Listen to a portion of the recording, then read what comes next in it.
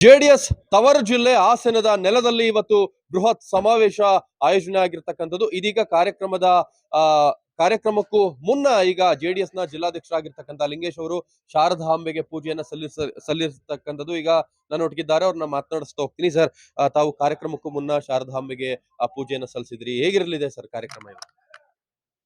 ವಿಘ್ನ ವಿನಾಯಕನಿಗೆ ಗೌರವ ಸಲ್ಲಿಸಿ ಶಾರದಾಂಬೆಯನ್ನು ಪ್ರಾರ್ಥನೆ ಮಾಡಿ ಇವತ್ತ ಜನತಾ ಸಂಭ್ರಮ 25 ವರ್ಷ ಮುಗಿದಂತ ಒಂದು ಕಾರಣ ಜೊತೆ ಹಾಸನದಲ್ಲಿ ಇವತ್ತ ಬೃಹತ್ ಜಾತ್ಯತೀತ ಜನತಾ ದಳದ ಹಾಸನ ಜಿಲ್ಲಾ ಸಮಾವೇಶ ಮಾಡ್ತಾ ಇದ್ದೇವೆ.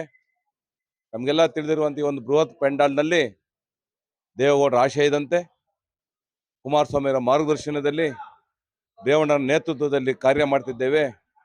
ಇದು ಜೆನ್ಜಿ ಕಾರ್ಯಕ್ರಮ ಅಂತ ಹೇಳಿ ತಪ್ಪಾಗಲಾರ್ದು. ನಿಖಿಲ್ ಕುಮಾರಸ್ವಾಮಿ ಅವರು, ಸೂರಜ್ ರೇವಣ್ಣರು ಇರ್ಬೋದು, ಯೂತ್ಸೇ ಜಾಸ್ತಿ ಇವತ್ತು ಪಾಲ್ಗೊಳ್ತಾ ಇದ್ದಾರೆ, ಮಹಿಳೆಯರು ಪಾಲ್ಗೊಳ್ತಾ ಇದ್ದಾರೆ. ಸುಮಾರು 1,20,000 ಆಸನ ವ್ಯವಸ್ಥೆ ಮಾಡಿದ್ದೇವೆ. ಬಂದಂತ ಎಲ್ಲರಿಗೂ ಸಹ ಊಟದ ವ್ಯವಸ್ಥೆನೂ ಸಹ ಮಾಡ್ತಕ್ಕಂಥ ಕೆಲಸ ಮಾಡಿದ್ದೇವೆ. 1.5 ಇಂದ 2 ಲಕ್ಷ ಜನ ಭಾಗವಹಿಸ್ತಾರೆ ಈ ಕಾರ್ಯಕ್ರಮದಲ್ಲಿ. ದೇವೇಗೌಡರು, ಕುಮಾರಣ್ಣನವರು, ಪ್ರಜ್ವಲ್ ಕ್ಷಮಿಸಿ ಸೂರಜ್ ರೇವಣ್ಣನವರು ಒಳಗೊಂಡಂತೆ ನಮ್ಮ ನಿಖಿಲ್ ಗೌಡರ ನೇತೃತ್ವದಲ್ಲಿ ಇವತ್ತು ನಡೀತಕ್ಕಂಥ ಒಂದು ಕಾರ್ಯಕ್ರಮ ರಾಜ್ಯಾದ್ಯಂತ ನಮ್ಮ ಪಕ್ಷದ ಎಲ್ಲಾ ಮುಖಂಡರು, ಸಂಸದರು, ಮಾಜಿ ಸಚಿವರು, MLAಗಳು, MLCಗಳು, ಮಾಜಿ MLA MLCಗಳು, ಎಲ್ಲಾ ಜಿಲ್ಲಾ ಅಧ್ಯಕ್ಷಗಳು, ಪ್ರತಿಯೊಬ್ಬರು ಸಹ ನಾವು ಇಲ್ಲಿ ಕರೆದು ವೇದಿಕೆ ಮೇಲೆ ಕೂರಿಸಿ ಗೌರವಿಸ್ತಕ್ಕಂಥ ಕೆಲಸ ನಾವು ಮಾಡಿದ್ದೇವೆ. ಈ ಕಾರ್ಯಕ್ರಮ ನಭೂತೋ ನ ಭವಿಷ್ಯತ್ ಅನ್ನೋ ರೀತಿಯಲ್ಲಿ ಹಾಸನದ ಇತಿಹಾಸದಲ್ಲೇ ಯಾವುದೇ ಪಕ್ಷ ಮಾಡಿರ್ತಕ್ಕಂಥ ಸಂಘಟನೆ ಸಮಾವೇಶ ಇರ್ಬೋದು, ಇದು ಒಂದು ಇತಿಹಾಸವನ್ನು ಕ್ರಿಯೇಟ್ ಮಾಡುತ್ತೆ ಅಂತ ಹೇಳಿದ್ರೆ ತಪ್ಪಾಗಲಾರ್ದು. ಇದು ದೇವೇಗೌಡರ ಕರ್ಮಭೂಮಿ, ದೇವೇಗೌಡರ ಹುಟ್ಟೂರು. ಮತ್ತೊಮ್ಮೆ ರೈತ ಶಕ್ತಿ ಇವತ್ತ ಜಾಗೃತಿಗೊಂಡಿದೆ, ಯುವ ಶಕ್ತಿ ಜಾಗೃತಿಗೊಂಡಿದೆ.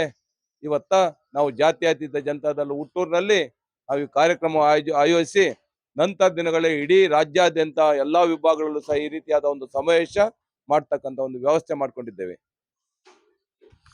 ಇದಿಷ್ಟು ಜೆಡಿಎಸ್ ನ ಜಿಲ್ಲಾಧ್ಯಕ್ಷರಾಗಿರ್ತಕ್ಕಂಥ ಲಿಂಗೇಶ್ ಅವರ ಮಾತು. ಅಂದ್ರೆ ಹಾಸನದಲ್ಲಿ ಪ್ರಥಮ ಬಾರಿಗೆ ಬೃಹತ್ ಸಮಾವೇಶವನ್ನ ಮಾಡ್ತಿದ್ದೇವೆ. ಇದರ ನಂತರದಲ್ಲಿ ಇಡೀ ರಾಜ್ಯದಲ್ಲಿಯೂ ಕೂಡ ಬೃಹತ್ ಸಮಾವೇಶವನ್ನ ಮಾಡ್ತೀವಿ. ಆ ಮುಖಾಂತರ ಜೆಡಿಎಸ್ ನ ಕಾರ್ಯಕರ್ತರ ಪಡೆಯನ್ನ ತೋರಿಸ್ತೀವಿ ಅನ್ನೋ ಮಾತನ್ನ ಅವರು ಹೇಳಿರ್ತಕ್ಕಂಥದ್ದು. ಚೇತನ್ ಸೂರ್ಯ, ಗ್ಯಾರಂಟಿ ನ್ಯೂಸ್, ಹಾಸನ.